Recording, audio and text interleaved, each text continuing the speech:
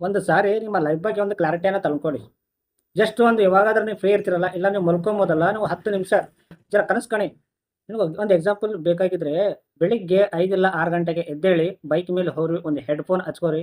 So ನಿಮ್ಗೆ ಇಷ್ಟ ಆಗಿದ್ದಾನ songs ಕೇಳ್ಕೋತ ಹೋಗ್ರಿ. ಆ ಲಿರಿಕ್ಸ್ ಅನ್ನೋದು ಹೇಗೆ ಹೇಗೆ ಇರುತ್ತೋ, ಅದ್ರ ಥರ ನಿಮ್ಮ ಲೈಫ್ ಅನ್ನೋದು ಸೃಷ್ಟಿ ಮಾಡ್ಕೊಳ್ಳಿ. ಕ್ರಿಯೇಟ್ ಮಾಡ್ಕೊಳ್ಳಿ. ನೀವು ಯಾವ ಥರ ಇರಬೇಕು, ಆ ಸಾಂಗ್ ತಕ್ಕಂತೆ ನಿಮ್ಮ ಲೈಫ್ ನೀವು ಯಾವ ಥರ ಇರಬೇಕು, ಯಾವ ಥರ ಇಲ್ಲ, ಏನೇನು ಮಾಡಬೇಕು, ಏನೇನು ಇಲ್ಲ ಅಂತ ಇವೆಲ್ಲ ಕನಸು ಕಾಣ್ಕೋತ ಹೋಗ್ರಿ. ಅವಾಗ ನೀವು ಬೆಳಿಗ್ಗೆನೆ ನಿಮ್ಮ ಲೈಫ್ ಬಗ್ಗೆ ಎಷ್ಟು ಪಾಸಿಟಿವ್ ಆಗಿ ಬರುತ್ತೆ ನೋಡಿ, ಆ ಮಜಾನೇ ಬೇರೆ ಇರುತ್ತೆ. ಕೆಲವೊಂದು ಕನಸಲ್ಲಿ ರಿಯಲ್ ಲೈಫ್‌ನಲ್ಲಿ ಎಂಜಾಯ್ ಮಾಡಕ್ಕಾಗಿಲ್ಲ ಆದ್ರೂ ಕೂಡ ಕೆಲವೊಂದು ನಾವು ಊಹಿಸ್ಕೊಂಡು ಲೈಫ್ ಎಂಜಾಯ್ ಮಾಡಬಹುದು.